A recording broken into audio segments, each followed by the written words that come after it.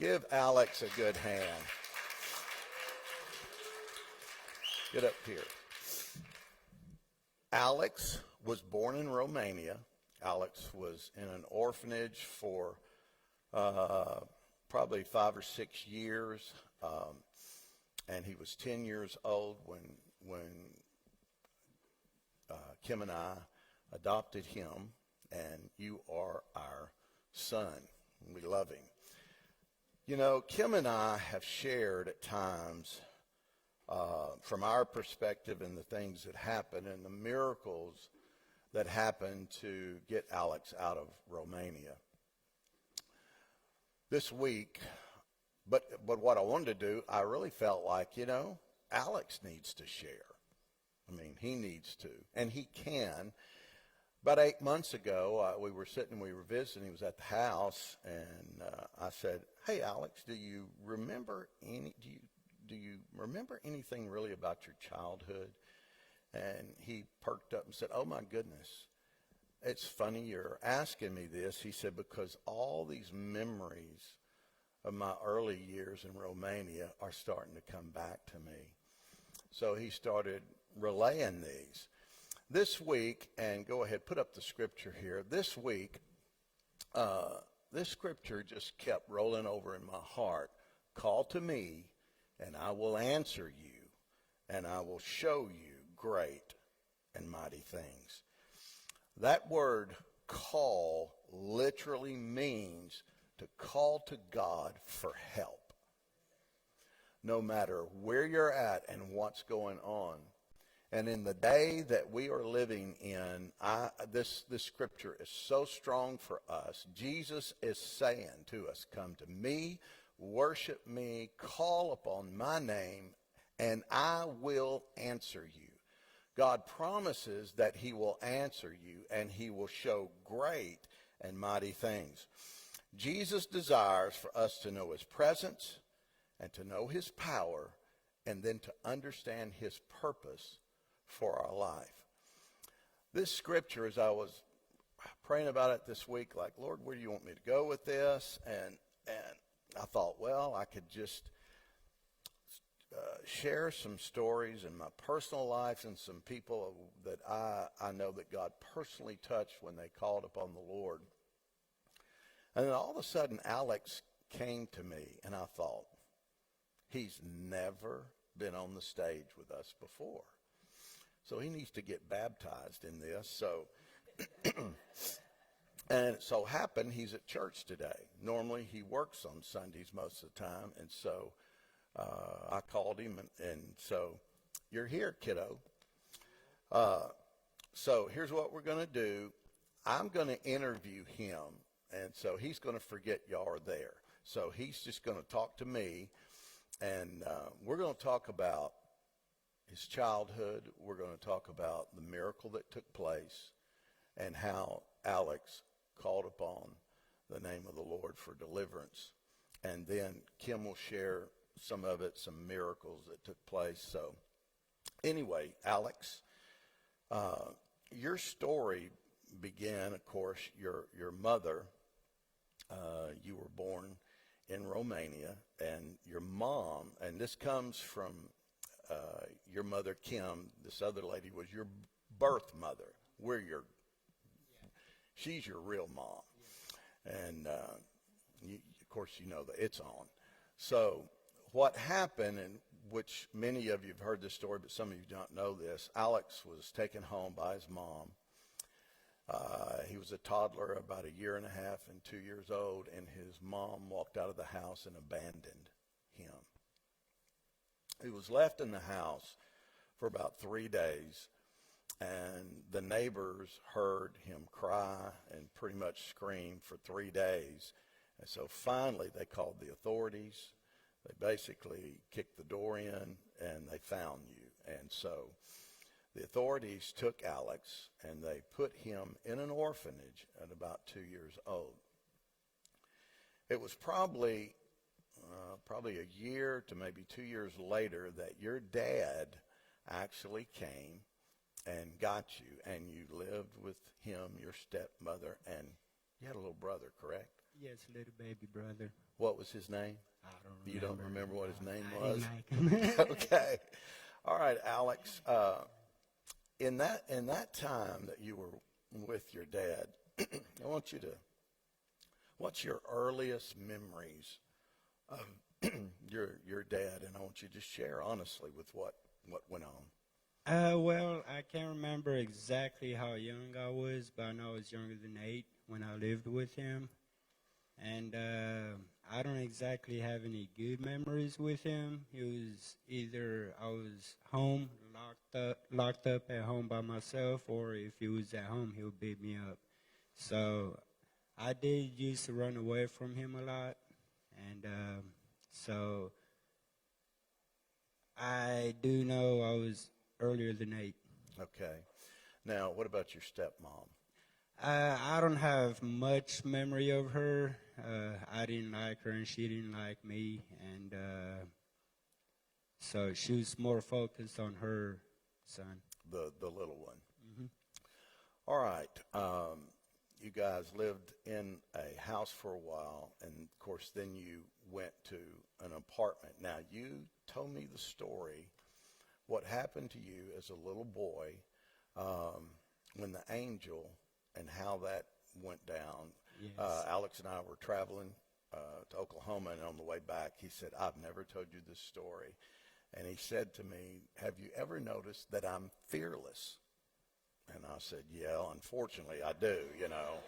If the sign says, do not come in here, you'll find Alex over the fence. And so anyway, we have a ton of funny stories that happened when we got him here. But I want you to tell exactly what happened and when you saw that angel.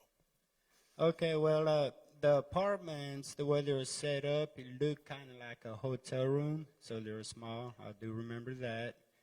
And ours was like towards the front of the building. The window faced the front, and there was a brick wall that went all the way towards the front and to the side and connected to the building. And I used to watch a man, the same man every day, right before it get dark. He walk from one side to the other side of the window. He don't look at anybody. He don't say anything. He just walks. And one day, I was curious, and I saw the same man walking from one side to the other side. He never came back. I never saw him come back.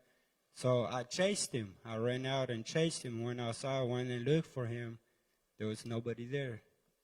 There's nowhere anybody could have gone. No way to get out of the area except to come back. So in other words, there's only one in and out to the Yes.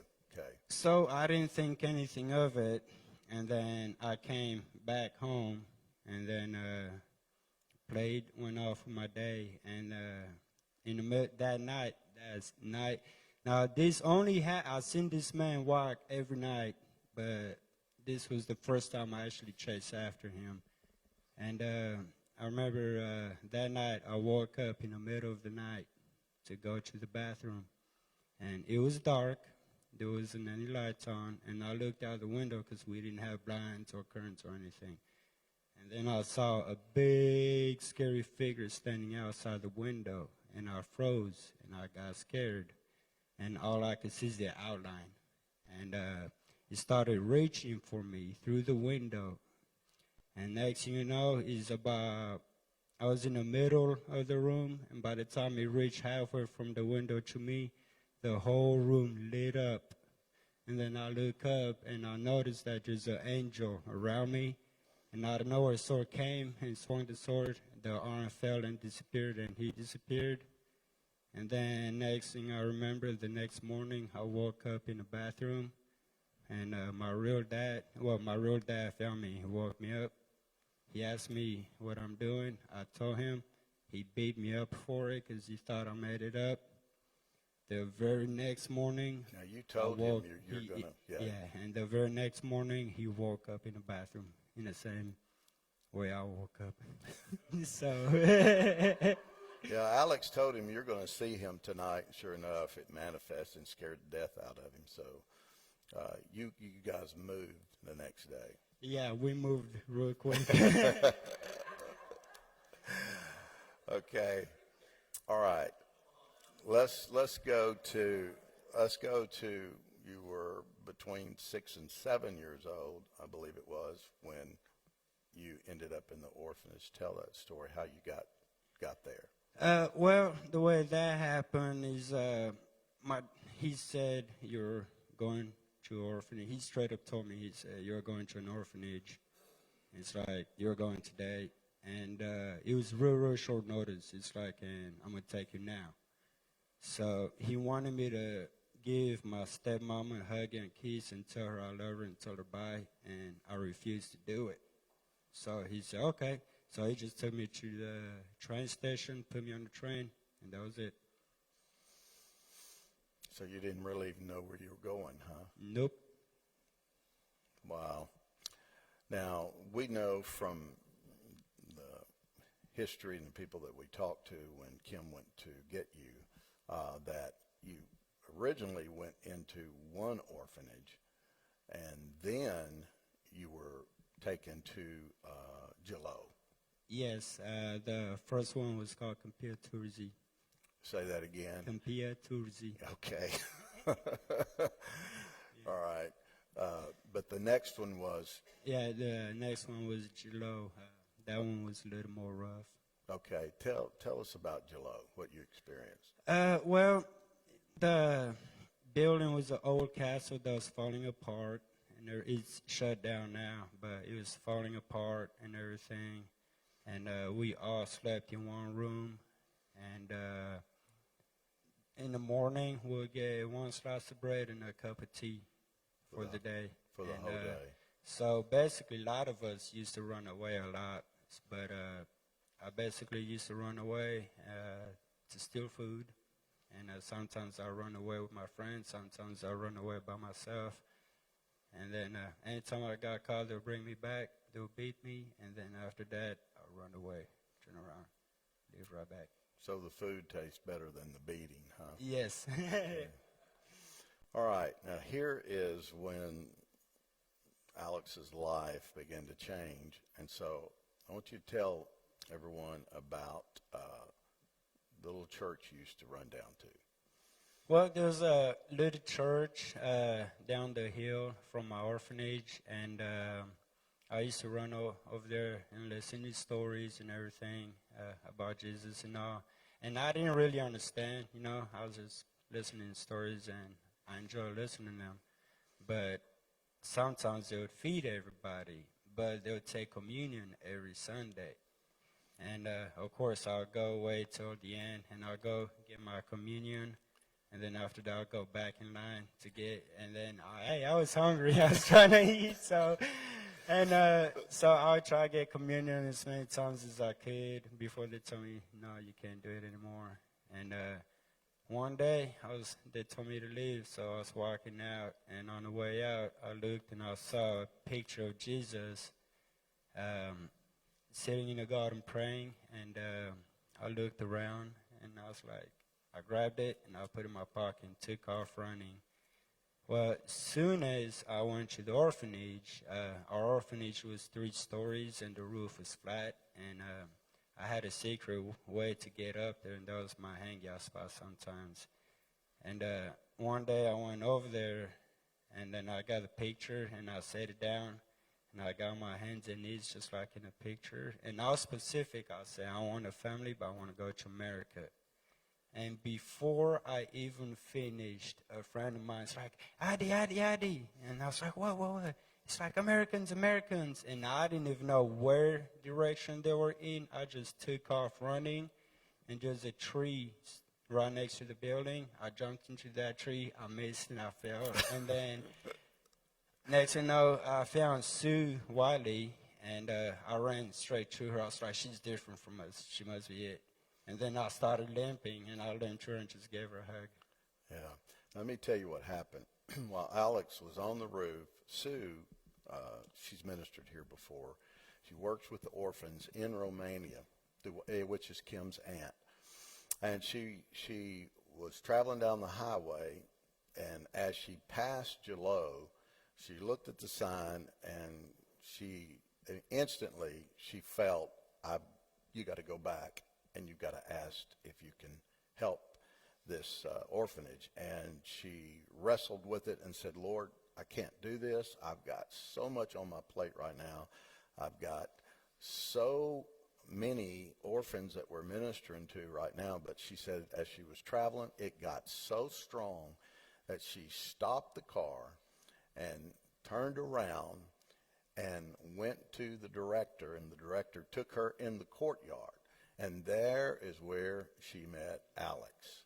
So I want you guys to see something. When God says, call upon me and I will answer you, the thing is not how beautiful our prayers are or how religious they are. It's how real they are. Now, you said something to me a little while ago about your prayer and that you have to do what? You can't just pray and ask God for something. You actually have to believe it. Like when I was there praying, you could have told me anything and I would have believed you. Like you have to actually believe it. And he believed it. And so that prayer went to heaven, hit Sue. Sue turned around, and then the connection was made. Now, I'll tell you how God spoke to Kim and I. You know, Kim and I were doing missions work all over the world, and we had, McCall was born. She was like 12 years old, correct, around 12 years old. And we were told we couldn't have children, and so McCall was a miracle for us. And to be honest with you, I was content with one. But Sue called us about 1997. It was really around December of 97. And she said to Kim, and Kim had been into Romania several times and worked with orphans. And she said, Kim, I feel, now his Romanian, they called him Audie. I feel that Audie is to be in our family. And she told us the story. When he hugged her, she said, you look just like my grandson. So there was this divine connection. So Kim, she had talked to Kim and said, Audie is supposed to be in our family. And so Kim came to me and said, Terry, would you consider adopting? And I said, absolutely not. We got enough on our plate. I said, now I will help raise money and somebody else in the family can adopt, but I'm not, Kim, read my lips. I am not adopting. Now, the reason I had to say it so clear, because Kim would have brought one home in a bag. I mean, that's just, you know, she just wanted the whole orphanage to come live with us. So I remember this is what transpired. Several months passed, and Kim went to Romania, and really, from my understanding, that you can jump in here anytime. Do you have a microphone? You do not? Can somebody grab, there's an orange one. Michael, can you grab that for her? Yeah, thank you.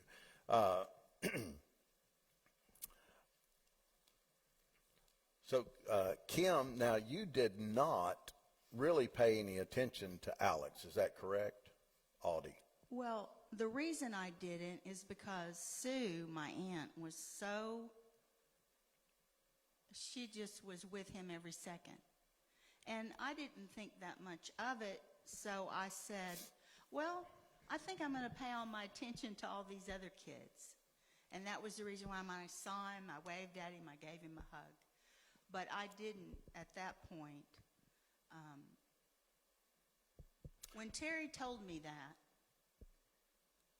about no, I kept it in my heart, but I did not talk about it. So when I got there, it wasn't like I found him and said, oh my gosh, you know, this is my son. I just focused on the other kids while I was there. So what happened, she made the trip, she came back, and she had the service on a Wednesday night, and I was sitting on the front row, and she starts talking about all the orphans and the desperate situation they were all in. And the more she talked, the more it just came all over me, and I was going, oh, Lord, oh, Jesus, what are you doing? And so I just knew, and finally she got through. Couldn't wait for her to get through. And I just said, let's go to the house. And I got in, and she said, what's the matter with you? I said, nothing. Just don't talk to me. And so I got to the house, and it was so strong. I said, I've got to go pray. And because I could not get these kids out of my head and what Kim was sharing. And so I went to our extra bedroom. Honestly, this is what happened. I just laid on the bed, and I said, God, what is this? Do you want us to adopt? Now, you have to understand that Kim and I have traveled in many of your third world countries, into Asia and into Africa and South America and Central America. So when you preach in most of the third world countries, if I was preaching here, the children would be at that step. They put all the children, and they're just seated right there. When I prayed that, all of a sudden, it's like God just took my blinders off. And there I was standing, ministering, and I saw all the children. And then all of a sudden, I saw me as about an 8-year-old sitting in the midst of those children. And then God asked me a question. How far would you want someone to go to get you? And I said, oh, my Lord, you want us to adopt. So I got up, and I'm telling you, and Kim knows me, when the Lord says, it's a done deal. All hell can come. We're not backing off. We don't care what the obstacles are. Because, you have a rhema from the Lord. So I told Kim, I said, all right, this is what he told me, and this is what we're going to do. So I'll tell a little. I'll let Kim jump in to get you to the point of his adoption. But so we knew we were to adopt in December of 97. So we started with immigration. You have to go through an agency. The cost of the agency, just to connect with them, you got to give them $11,000, and we didn't have a dime. And so we sowed a seed, and we began to trust the Lord. And I want everyone to know this. I was at church, and Kim told me, she said, Terry, we had paid them $2,000. She said, we got to give them $9,000 tomorrow. What are we going to do? And I said, Kim, I don't have a clue what we're going to do. I said, you and I both know that God spoke to us, so God's got to do this. We can't do it. And it was on a Sunday night, and I was walking out of church, and someone grabbed me and said, hey, Terry, I just feel impressed of the Lord. My wife and I, we want to just give you a check. Use it for whatever you want to. And I said, well, thank you. I stuck it in my pocket. I didn't think anything of it. And I went home, and we were talking, and I said, hey, Kim, I forgot all about. Someone handed me a check, and I pulled it out. You know what it read? $9,000. I mean, I was blown away. So I showed it to Kim, and we wrote the check to an agency in Memphis. So you get, once immigration approves you, you get 18 months to get it done. Well, in 1998, we had started the process, but 2020 had gone into Romania and basically exposed all the orphanages and really the way the kids are treated. And so as a result, Romania got mad, the government got mad, and so they shut down all adoptions the whole year of 98. And so Kim and I were just looking at each other. We've already given this money. These people were supposed to be doing some work to get Alex out. Here's the thing about the way the system works. You don't go to a third world country, pick a kid out and say, that's the one I want. That's not how you do it, but that's the way we did it. And so normally they have a portfolio of all the children that they've already done all the legwork on, and you can officially adopt. So when we came and said, no, we're not doing that, we want this one. So they started to work on it, but of course it closed out. And then in January of 99, now here's the funny story. It was in 98 that, of course, we had started the process and everything. And so we've got one child and we're adopting. And so Kim comes in one day and says, well, guess what? I said, what? She said, I'm pregnant. I said, no, you're not. Don't do this to me. Don't kid me like this. And she said, Terry, we're having a baby. So, I'm just telling you, if you have problems having kids, just go adopt and you'll have a slew of them. I'm just telling you. So I was like, oh my Lord, she's 40, she was 40, I was 41. And I'll just tell you a funny story. McKenna, our little daughter, was a toddler and running around. She had a T-shirt on that said, I'm my daddy's midlife crisis. So most people get a Harley. I got a child. So, in January of 99, McKenna was born, January 6th. Right after that, we get a phone call from Romania. They have opened a 6-month window of adoptions. And so at this time, we were doing everything we know to do, and then it came all the way up. You get 18 months on something like, I'm going to tell you, like May, it was around May the 20th, 21st, somewhere in there, that was the date that we would have to refile.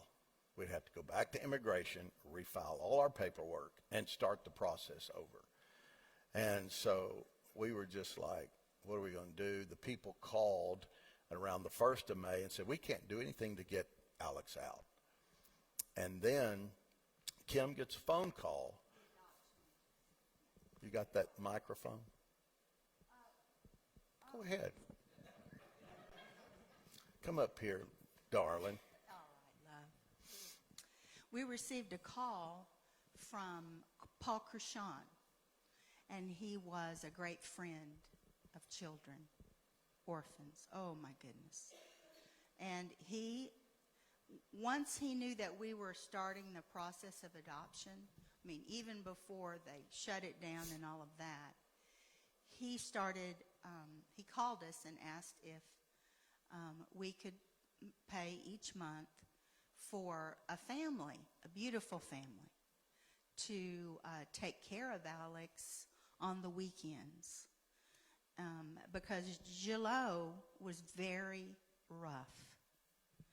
And there were older boys in there that had been abused all their life. So what they did is they abused the children. I'm talking about sexual abuse as well. So what Paul did is he would go to the orphanage and he would open up his van and say go get all the boys that sexually abused boys. Go get them. So the kids went out there and the guy said, Paul Krishan's out there wanting to talk to you. So they all start running up to the van. And he had Alex. He got Alex. Were you in there with him, son? And he said, you see this boy right here? If you touch him in any way, I am going to come up here and personally drag you out. And he said to the boys that were his friends, if anybody comes near him, you beat him up. He just did not want them touching Alex. And I was so thankful for that. So that is the man that called me on the phone that day. And he said, Kim, you're not going to be able to get him out with that agency. and you're fixing to have to start all the way over. So this is what I want to do. I want you to come tomorrow if you can be here, and I want you to hire your own attorney, and you and I will get him out. And so I said, okay. I said, well, Paul, let me talk to Terry. And I called him, and he said, Kim, one reason also is that we had to start over with our money also. And so I told Terry, and Terry said, well, let's just pray. Just pray in the Holy Ghost. So we both were praying at the same time, and all of a sudden, that quick, I saw a picture of Jesus' mother, and it was at the wedding of Canaan. And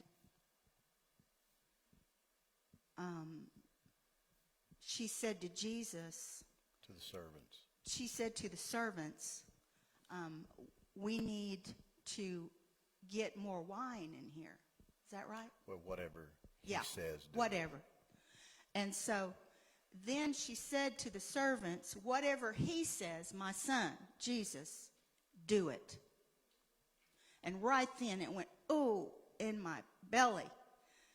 And the Holy Spirit said, whatever Paul Cruchon tells you to do, do it. So I called Terry. He said, okay, let's do it. So I made a reservation on the plane to go, and it was one of the very last reservations. It just happened to be something open. Well, my Aunt Sue had been in Romania, but she'd come home, and then she was going back, and it happens that the day that I was getting on the plane, it was the day she was leaving also.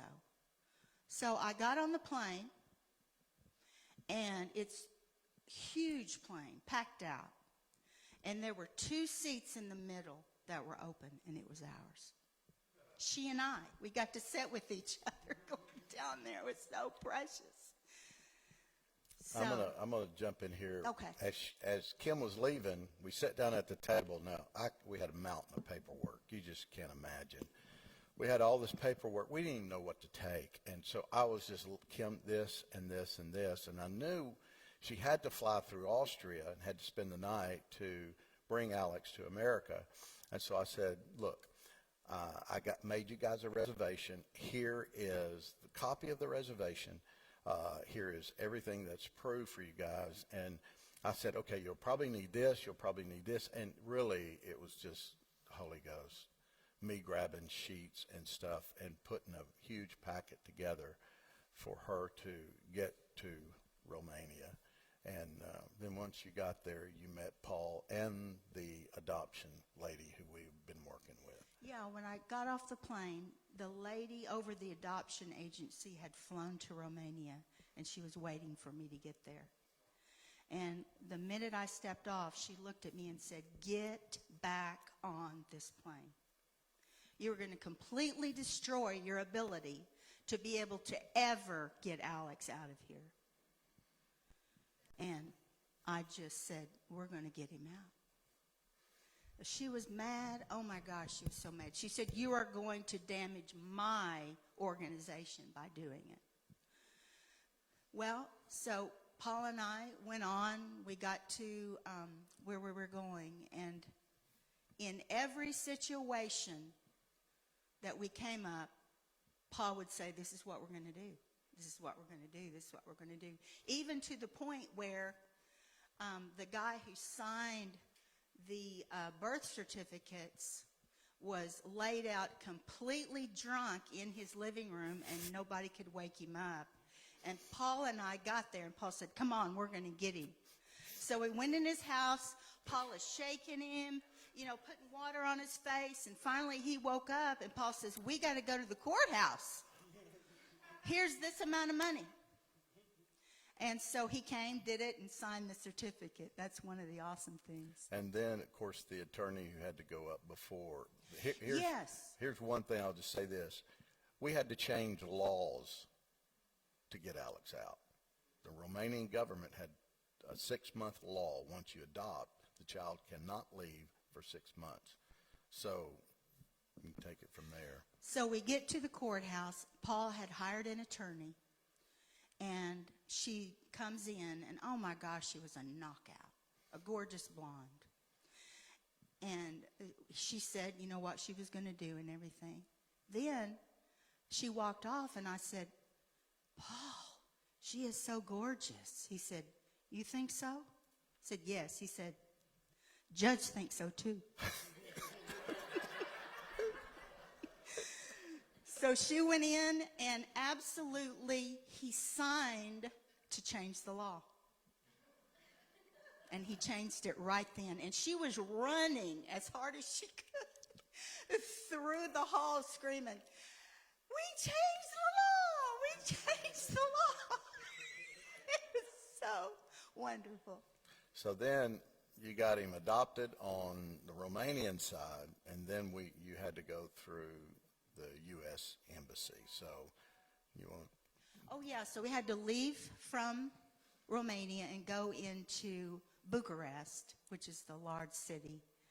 And at that point is when you get to go to the U.S. Embassy. I was so excited to get to go.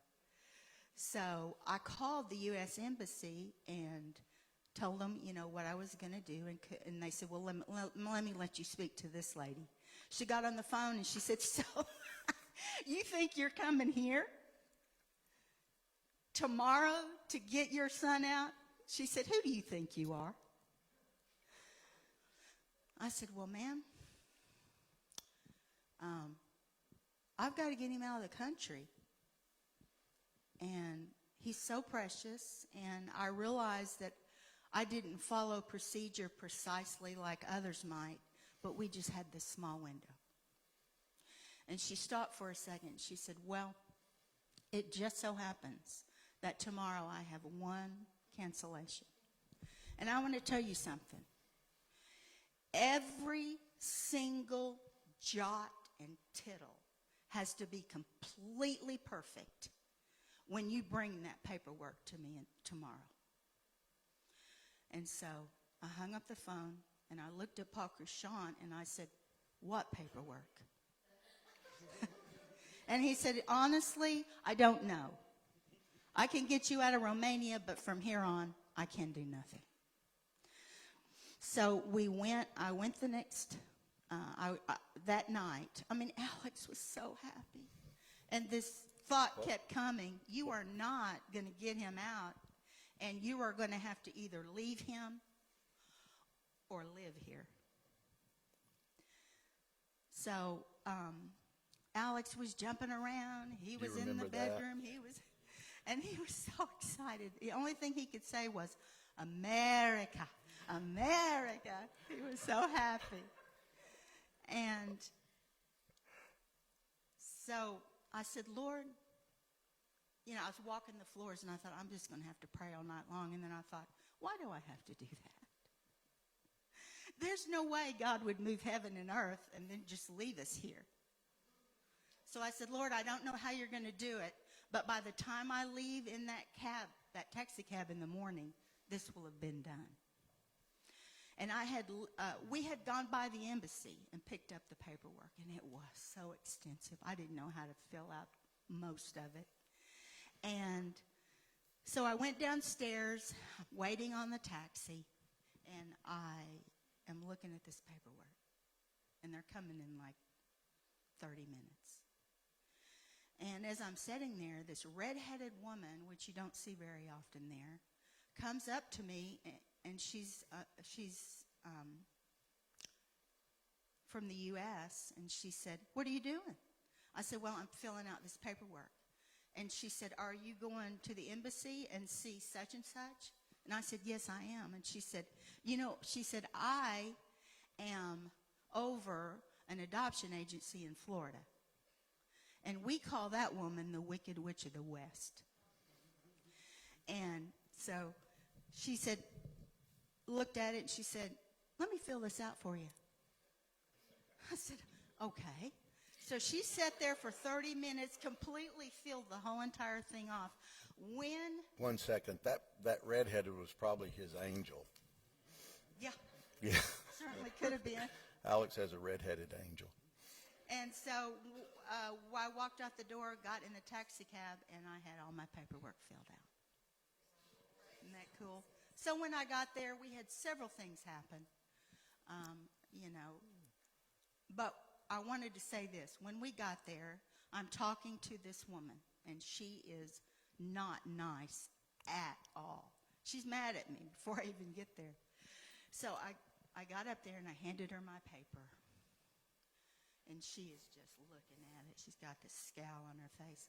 Alex jumps up and runs up to the window where I'm talking to her at, and he started speaking Romanian to her.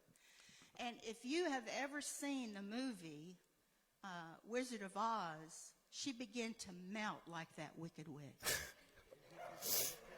She just started melting. And she looked down at him, and she's talking to him, and he's talking to her. And then when he went and sat down, she said, "You are a blessed woman.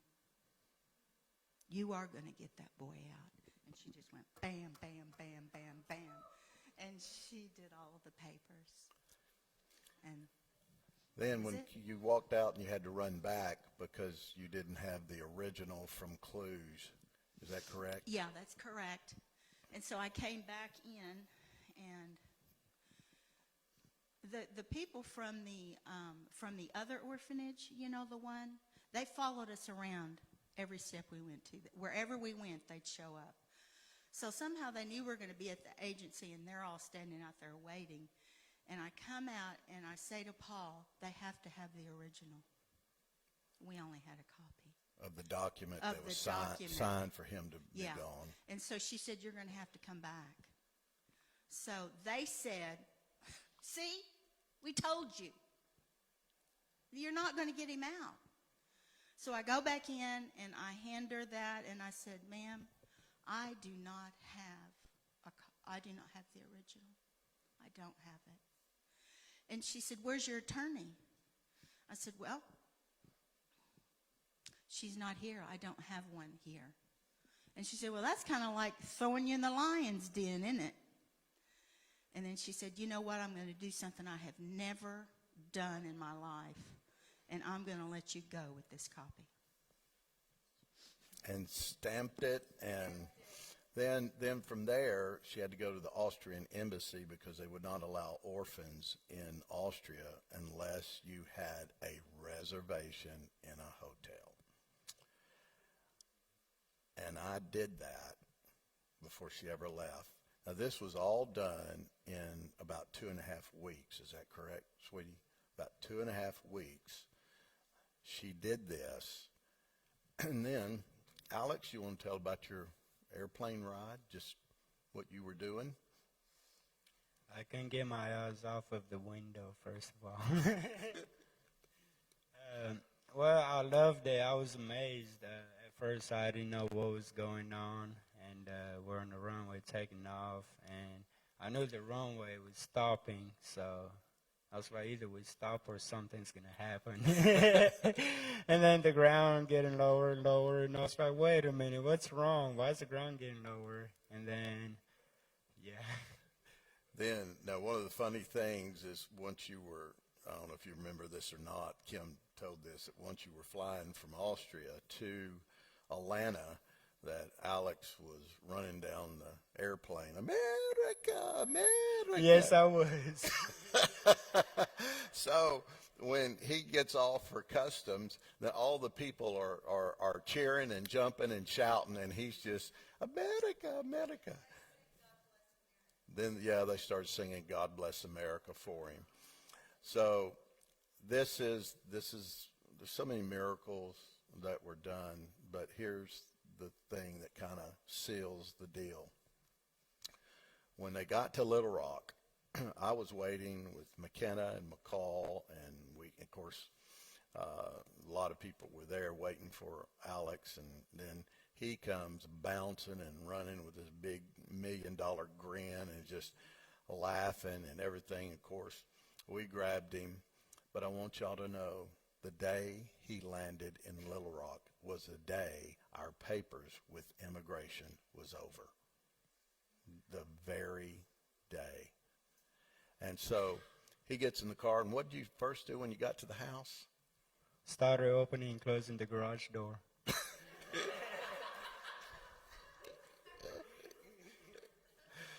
I lost count how many times I did it.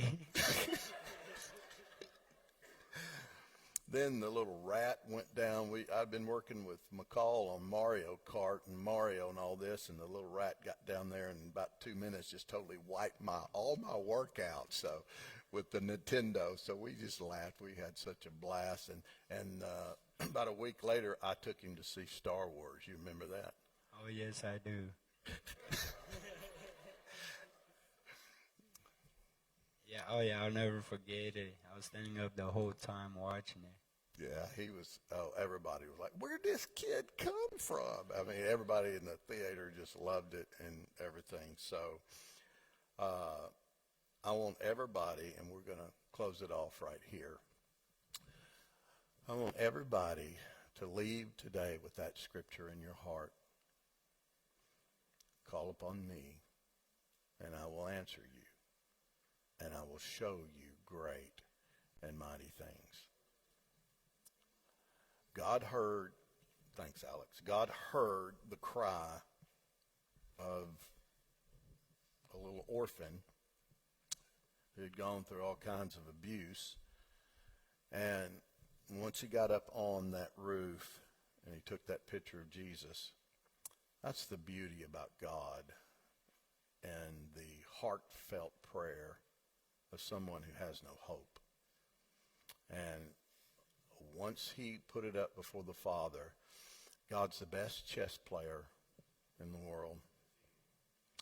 And he starts maneuvering for your life because why? Number one, he wants you to know his presence. Number two, he wants you to experience his power, what he can do. Let me tell you something, folks. In this day, only God can get us through some of the things that we face. People cannot do it. But when he shows his power, it is for releasing you in your purpose. And Jesus is here. He knows everything in our lives. He knows all the hurt, all the abuse. He knows all the brokenness. He knows where we came from. He knows everything about us. In fact, he knew us before he ever said light be. But right now in our lives, the Spirit of God is saying to us, I'm telling you guys, run to Jesus. I mean, pick up whatever it is and run to him. Call upon him. His name will be glorified. God will not be mocked. The name of Jesus and what he can do from the heart of faith, and you have to believe it, but I'm telling you, God moved it and did miracles, and we saw the hand of the Lord. I told Kim after this was over, I said, I could die and go to heaven, and I know one thing, God is a God of miracles for what he did for Alex, what he did for us. Now, once we got Alex here, that's a different story. We were laughing about it one day. We were living in Northwest Arkansas, and Kim said, Terry, get out here. Run real quick. There's a red squirrel bouncing. Red squirrel. So I go out there. There's no squirrel. And then the next day, Terry, there's a blue squirrel. And then next day, a green. And I never saw him. I'd run out there. And I said, Kim, quit it. And and so this story was forgotten. And then one day, Alex comes to us and he told me, he said, you remember that squirrel story? I said, Alex? He said, well, we caught those squirrels and we spray painted them all those colors.